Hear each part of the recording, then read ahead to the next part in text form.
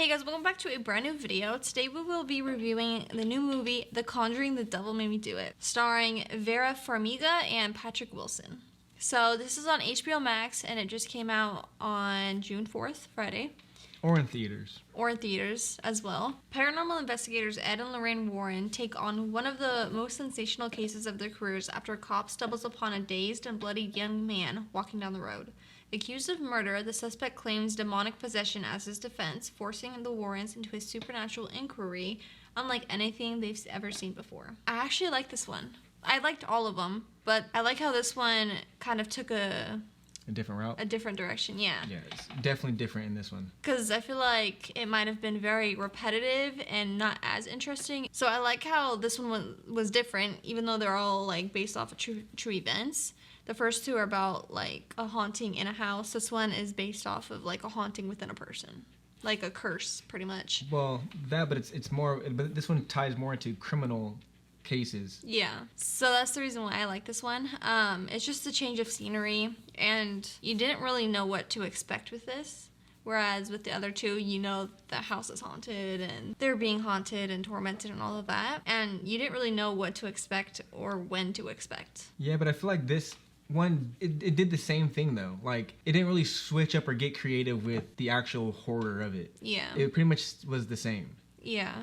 Like, you know what they're here to do, even though it was switched up with, like I said, they were like trying to fight a case almost, like helping prove this guy didn't kill somebody, which... on his own will. Yeah. So that part was different, but like just the scares though, like it's always like something loud kinda, or like jumps out at you. Yeah. It's like, that's just how it always is. But I will say though, the way this movie started though, I loved it. I was super into it with the kid and him going, like, obviously with them trying to do like the exorcism on the kid, and he's going crazy on the table and doing like some crazy yoga poses and stuff. Breaking his back. Yeah, breaking his back and all this crazy stuff. Like, I'm like, oh, this is sick. And it set a mood or set a tone very well. But I think the movie, as it goes on, loses that tone a little bit. Yeah. And it almost feels like a thriller, just investigative criminal thriller with some little hints of horror in there. So it felt different. So I don't know how I feel about that. Yeah, I mean, I really enjoyed it. I really enjoyed the beginning. I just feel like it lost steam a little bit. Yeah. But then the end, it brought it back up a little bit. It for sure had a strong start. Yeah, it was a great start. Yeah. I was like, oh, this is about to be like...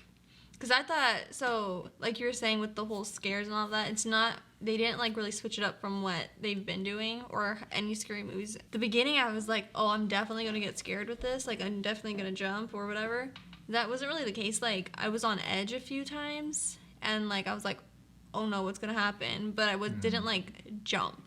Like, there are jump scares, but I feel like we're just used to seeing stuff like this, that it didn't really get a reaction out of me. See, how I feel with this is like, even though you said it's not getting repetitive, I think this story is getting repetitive. Like they're getting repetitive. The Warrens doing this is getting repetitive to me. Yeah, I don't know. It feels like it needs to be done. Like, I don't know where they're going after this.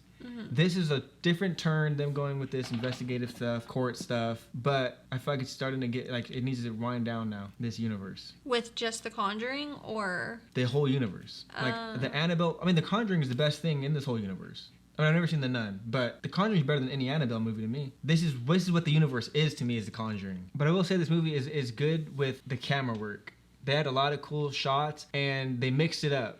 And also, like, the editing and everything in general, the lighting, the different lights, like, everything, it looked good the way they did it. Like, even when they showed the house for the first time, just that corner street view, it just, like, everything, it just looked really cool. I liked how they did that. And I mean, yeah, the actors did good. I think like they just have good chemistry. I feel like them too. And this movie is going off of, like, Satanists and stuff, Satanism, and, like, doing curses on people.